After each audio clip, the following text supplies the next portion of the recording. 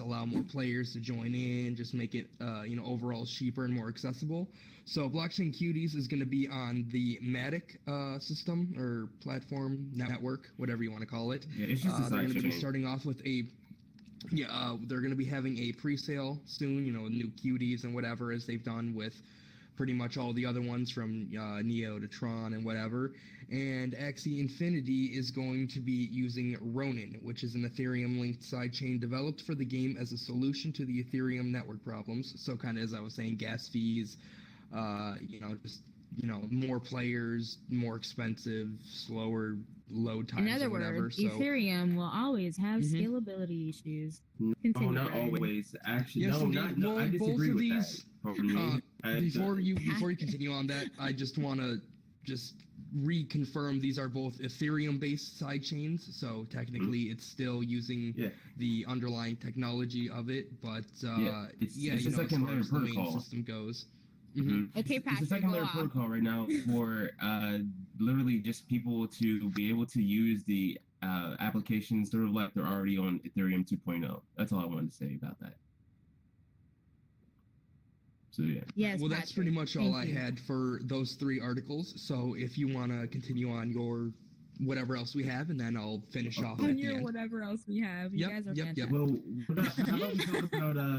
how about we talk about what Decentraland did with the World Cup? I think that was pretty cool. How they played soccer in Decentraland and whatnot. It was freaking awesome, man. Yeah, that was neat. I kind of, not that I expected it to be on Decentraland. I think that was the coolest part, that it was a company that is in the space, and now we're starting to reach out to bigger and better brands, and getting more mainstream. I like that. But am I surprised particularly that sports are now doing things online? Not necessarily. I was actually watching some esports the other day on ESPN. And I thought it was funny because it's they don't really have much besides, I think baseball is back in season, but it's very few sports are actually playing. But some of the players, they were just doing digital gaming.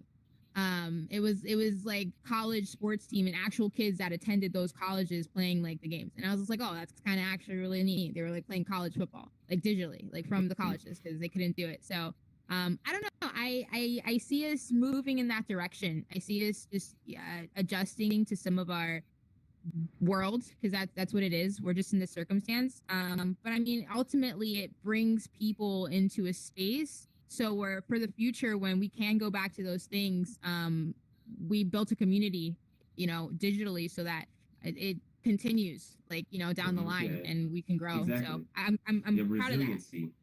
Yes. It's something to be proud of, honestly.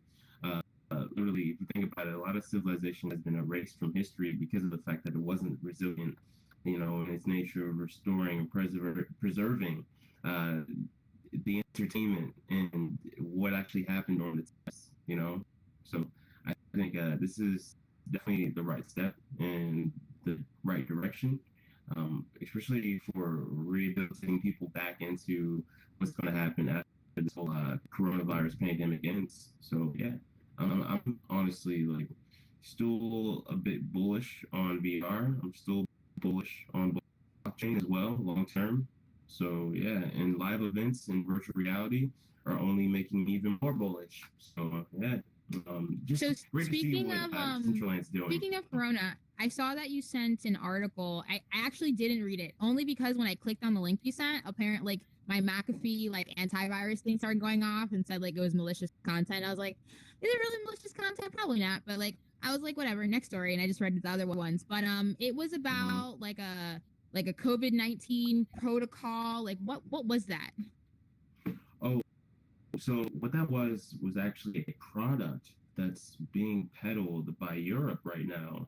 Europe is trying to get everybody back to work internationally. Yeah, they're trying to open up flights, and they're trying to, pretty much artifice a way for everybody to get back to business as usual. But they need a way to verify that everybody's safe and healthy and okay to be hanging out amongst each other and mingling like they used to. So they're coming up with a identification protocol built on IoT, encrypted end-to-end, E-to-E. And it's just going to be So is that like one pretty of much those verifying that back, people are safe to like travel. those tracing, like you know how they've been talking about those apps that basically like trace where you've been? Is that like what it Mhm. is? Yeah, it's built for that too. Yeah, definitely contact tracing is involved in that. Not just contact tracing, but more so just making sure that you're logged in the database and you have your passport is in the database, your forensics identification is in the database. Really? They've got Isn't that a bit? So if my got a whole business plan. what was it? I'm sorry, I heard something. Isn't that a bit invasive? Just It is Somewhat, I do invasive, think so. kind of. Yeah. Kind of. Because But there's a lot of things that the government's been proposing that's invasive, and I actually want to talk about a bill that was proposed. It was probably the most interesting thing that I've seen. If you guys like remember correctly, Edward Snowden, he was a whistleblower that talked about like the government looking into backdoors and looking at your information. And after 9/11, we've had different acts that have come into place, like cases where Apple wouldn't unlock someone's phone for whatever reason. And like that's always been a thing that's been going back and forth. Like, does the government have like ultimate access to your information whenever they want, even if it's a legal case? And right now, because of everything that's going on, and because there's so much misinformation and so much things that have been like just happening, there was a new bill that was introduced in the House that has been approved, and now it's going to Senate. That basically there's two acts. There's the Lead Act, and then there's the Earn It Act. One of them the Earn It Act is terrible. Yeah, no, it's not good. Not good. It's not actually good if you actually understand what like their motive is, hey, we're gonna catch more bad guys. But like what it actually does is that it puts people at bigger, risk for hacks. We've seen Yahoo get hacked, we've seen AOL get hacked, we've seen credit cards company get hacked. And to like now backpedal on, securing information. Like there's a lot of hackers out there, and some of them are very malicious and probably even better than some government, hacking. Like they can get really good tech. Like there's tons of rabbit holes you can go down and like learn about this stuff. But I mean, like, if the government can get to it, so can these people. And there's just so many things that are fundamentally wrong with it, and I feel like it just needs to be revisited. And the whole thing with the backdoor, that is never okay. My main concern. Go ahead.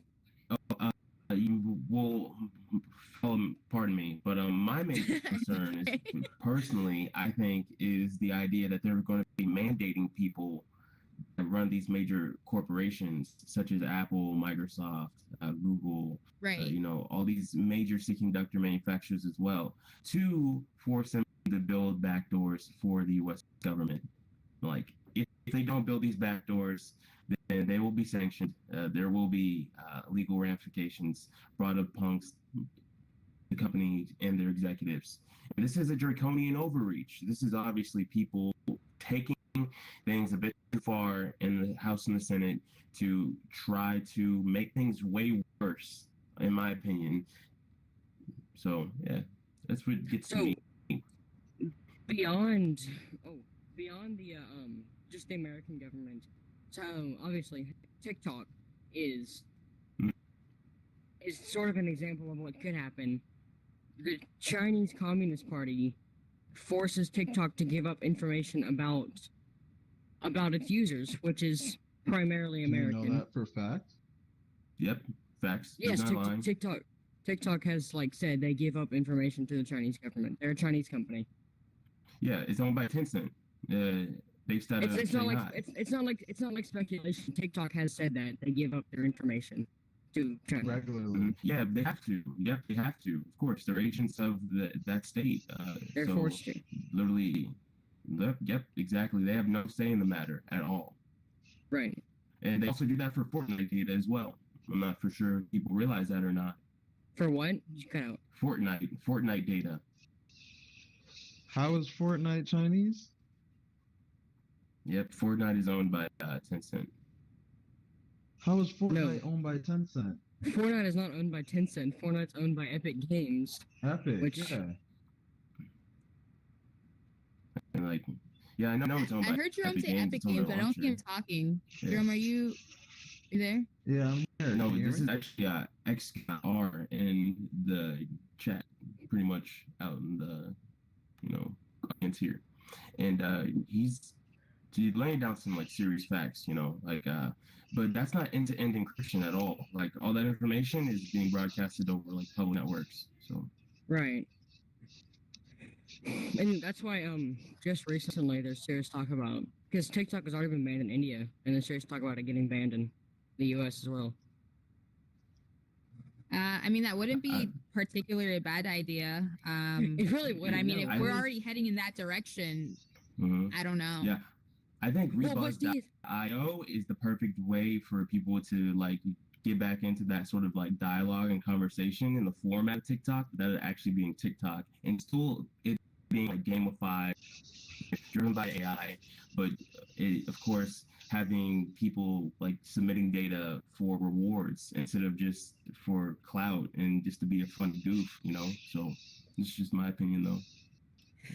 Yeah, there's some things on TikTok that's not harmful, but like what happens when you give like access to apps, it's that they have access to technically everything on your smartphone. And if you So- have something like Google Photos, and let's say you, I don't know, have nudes, and let's say for some reason the Communist Party of China wanted your nudes, they technically have access to that. That's the issue with allowing the apps to go into your galleries and stuff like that. They have that stuff.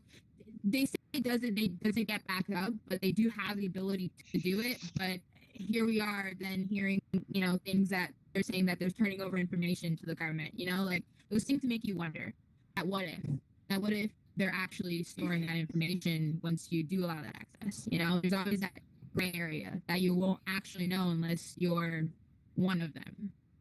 Totally. So, Hey, Let's say you already remove access. Now, the fact that you approved it at one point means it's too late. How does that work? well, I you don't- could I don't always go back know into settings how and change Yeah, you lights. can- You can do that. you can. Yeah, Right, no, I but, like, understand you can It's go more back, of but like, do fact they is, already have do the they still stuff? have access? Like, right? No, I get your question. I don't know exactly how companies back up. Whenever you do that, allow all. I don't know if they immediately back up anything in your device or if it just pulls off, your camera roll.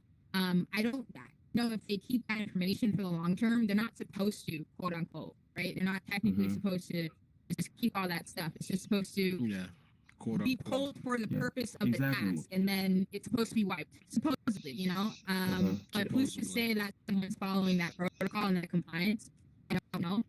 But But it's not supposed do you to be guys that. not think at all that, do these companies really store all of our data, all of our It is a lot information? of data. It's It is- no, metadata. you're right. Data, You're but right. You'd be But surprised how beneficial that data is in the future. Mhm, so yeah, a lot of people sell it. They sell data. Companies Yeah, do that's what sell I'm saying. data. But they're not supposed to sell. those analytics. Like yeah, there's certain analytics that you can't sell, like like pictures and things like that. But there has been things where what was that?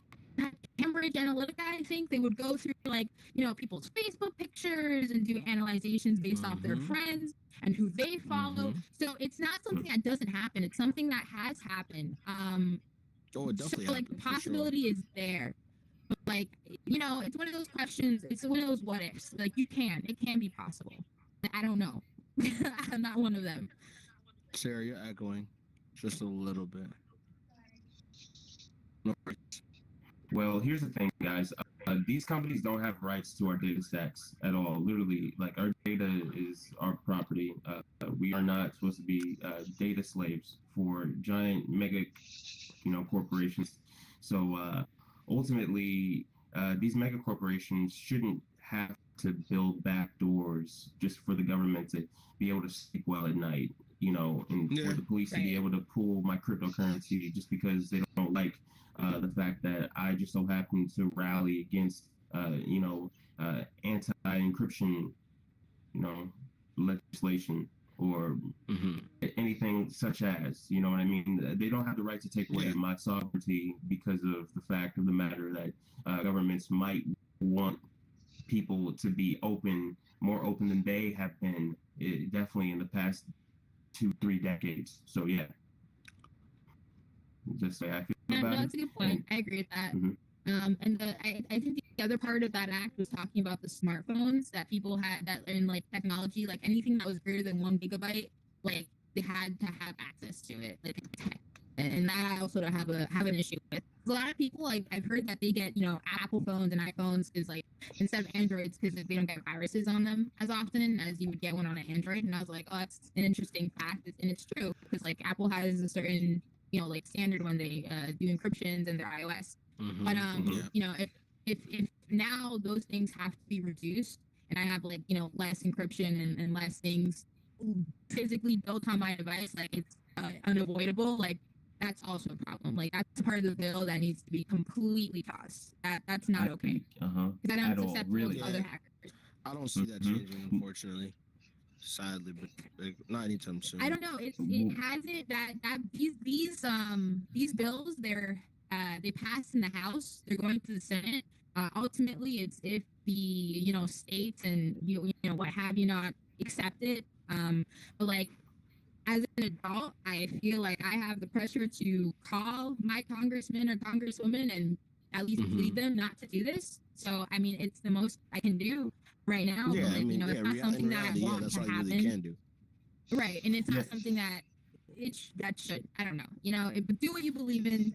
This is just word of advice. Probably do something about it.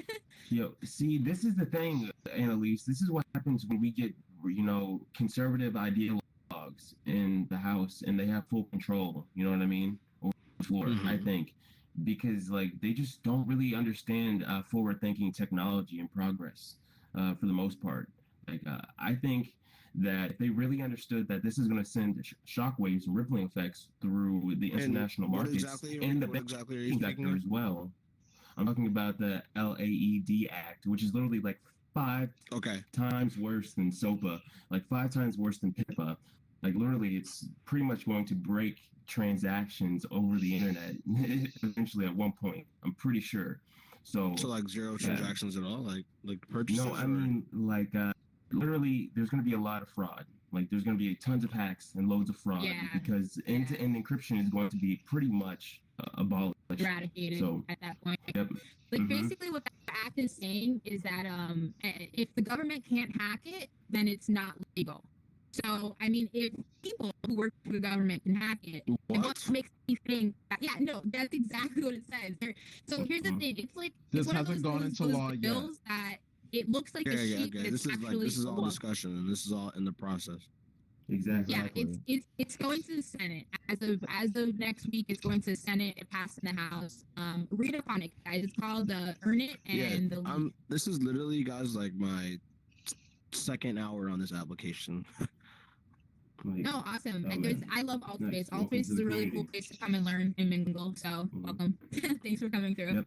Welcome to everybody else that's here joining us. This is the Futures Podcast. We're here discussing usually gaming, but a lot of the things that's going on in the news. There's a lot that's happening all at the same time. But bringing it back into the news and really discussing, what's happening now and where it's taking us.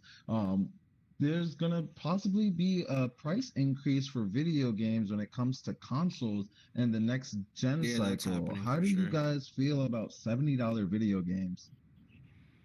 My question is, will it really happen? Because people were saying the PS5 was going to be like, what, $700, now $600, and it was like, pretty evenly priced. It's not going to sell up at that point. I mean, it's going to sell, but not to the amount of sales. It came out at a $399 price point, like, regular, I think. But, like, I don't know. Like, will they do it to the games? Will people then... Because, I mean, you need the console to play the games. And maybe do you think because they decided not to make it more expensive, they decided to tack that price onto the games? For sure. You got to think about it too. You're going to see a lot of video games attaching like their battle passes to the price, like their season passes to the price. So you're going to see you're right about that. Total, add-ons. And then you're going to see that $80 season pass version. Yeah, Or it might just be definitely right where on you that have to one. buy the season pass version. It'll be $80 total. Like you'll see either one or the other. You're gonna see like a straight set price, $80, and you automatically get the season pass, and you can't like avoid it. Mhm. Or they're gonna do like a $10 off like option for download or something. But that's definitely what's gonna happen. I think early access is definitely going to be moving towards consoles too. Like a lot of people from PC games are familiar with early access titles, where you pretty much get to play the game before it's released on consoles. Like pretty much Correct. Exclusive. like alpha. Yeah, it's exclusive. And yeah, I think that's going to be seeing its way over to consoles, especially like a PS5, because ARM is going to be like such a headache for these developers. Like actually like grasp, to actually translate their applications over to. So honestly though, I think open source beta testing their games with the community is a freaking cool idea, and they should definitely keep doing that. And I think it's a great move for the industry if they do decide to do that for the next gen consoles. So, but don't get me wrong, I'm not advocating for people buying unfinished games that never get finished. Like it's a very fun line. Buying unfinished games. I know there's always some downloadable games that content, you right? buy something. And I don't know. Jerome, are you alive? Did you die, my friend? No, I'm here. I'm here with you guys. I just love thinking about You like the banter? You like the banter? Yeah, no, I like to talk to you. You guys are a fun crowd. Thanks for coming out. I'm gonna re-enter really quick because like the audio distorting a little bit. Yeah, probably. Yeah, cool. Just re-enter. Anyways, you guys have anything else you wanted to talk about today? So I pretty much covered base. Brian, would like to touch on some more blockchain news? Some more VR blockchain? Yeah, I really only have like 2 more articles left. First one, League of Kingdoms is now live. Yep. So it's a game, a little bit of like one of those not tower building, but like town building. Where you build up, like you have your home base, and then you get like defenses and attack units and whatever, and then you have enemies that come and attack you, and you have to defend them, and you get resources. So you can own your land. Yeah. It just released from beta. Own your land, so you get like the plot of land, build your kingdom, fight other players, and then you can sell the items and materials on OpenSea. So that's where it comes into the blockchain aspects. So all the wood or metal or whatever exclusive items that you get from combat, all that stuff you can sell on OpenSea, which for those of you that don't know is like the central kind of digital asset blockchain marketplace where you can go and sell things from pretty much everything. Axie Infinity, blockchain cuties, crypto kitties. It's an exchange for the most part. It's an exchange for items. And for my last thing, a little bit of a slow week this week. Dissolution is going to be down for a few weeks for a complete overhaul on the game. I know they've been talking about adding in more for like the actual story mode, as well as like the space mode, where you actually have the ships and you're flying around and you're doing all of that. So the DFT holders, which is like their version of the their digital token, is going to have private access to the game before the public release. Minimum, you have to have 20 of them because you can get like multiple tokens. But if you don't already have them, I don't know if you'll still be able to get access to it. But yeah, it's going to be down for a couple of weeks. It's going to come back up in, probably a month or so. I assume sometime, mid-August. And it's going to be, a much newer, refreshing game, maybe a little bit of a graphics overhaul, bunch of new content, maybe some new assets or camos or some sort of extra digital assets that are going to be added to the game. So I'm very excited. It's been a while since I played. I really need to hop back into it, obviously, once it opens back up to the public. But yeah, I'm definitely looking forward to that and seeing how the game is going to continue to grow, because it's been so good for so long, as far as a game that is on the blockchain, for a first-person shooter. What major differences do you think we'll see in Dissolution after the update? I think it'll look a little better. They're gonna, add in hopefully some sort of, a little bit of graphics. But even if they don't, I mean, the game looks amazing one way or the other. I'm assuming I'll have to talk to them. I didn't ask them before we did this, which I probably should have. Oh, you guys are wow. I'm admin in their Telegram and whatever, help them set it up yeah. I would assume maybe some sort of early access to the actual space combat portion of the game. I know they've been working on that for a handful of months and have been really trying to push that as a extension of the game. So it doesn't give any hints on. Yes, same here. The zombies has been great. The actual, shooting arenas and going against the robots and other players. It's all really fun so far. So just to see them adding a lot more content is really what I've been looking forward to. So very excited. Definitely stay tuned for that. You can download it on Steam. I don't know if you can. I think they have a direct launcher, but it's on Steam already. You can go and download it and play for free. And that's it for me for as far as crypto games this week. I don't know. Seriously, yeah, fun. Like seriously, good game. Yeah. I have it on my account. Patrick, your audio's coming in and out. Really? Is it better now? I guess. No. I don't know. Pardon. Heard an interruption. Yeah, my OBS is saying I'm coming in all right. But irregardless, guys, I would like to notify the crowd that Epic Games is giving away 4/2 for free on the Epic Games Store as well. So feel free to Epic Games is giving what for free? They do free games pretty much like, I believe it's like every week now. They give a brand new title. Pretty much it's like a legacy title. So they give away like GTA, they gave away Ark, they gave away Wait, they gave away Grand Theft Auto? Like the newer one or like what? Yeah, 5. Yeah, they give Grand Theft Auto 5. Oh. Yeah, but They've been giving away free games? That's $60 games. That's crazy. Yeah, they've just been giving away for people during the pandemic.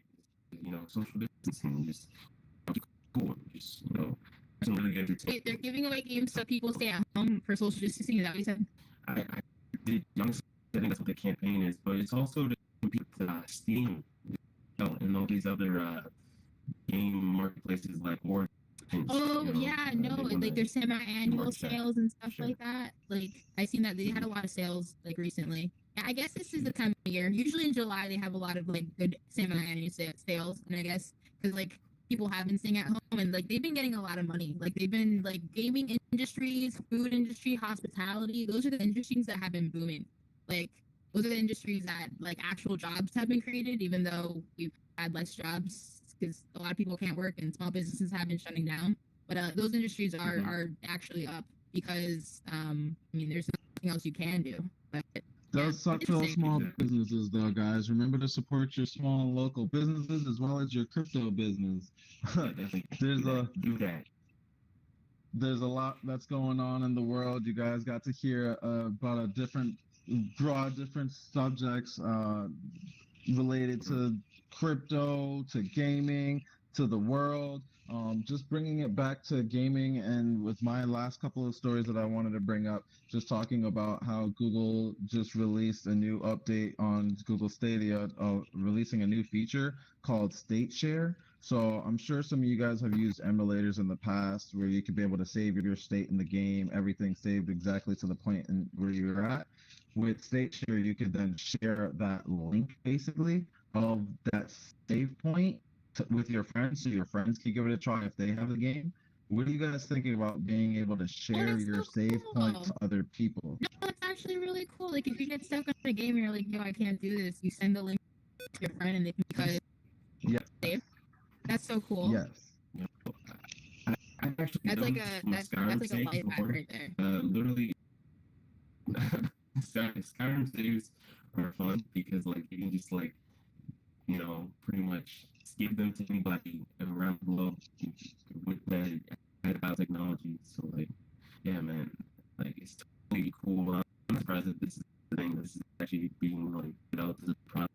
So I think it is probably going to take away like the factor of skill. People are going to do more real world tricks around around this idea of, hey, I'll beat this boss for you. You know, I already see it. I see it happening in MMORPGs all the time. People will have these verses where they're like, yeah, I'll do this boss and I'll go through this tutorial for you,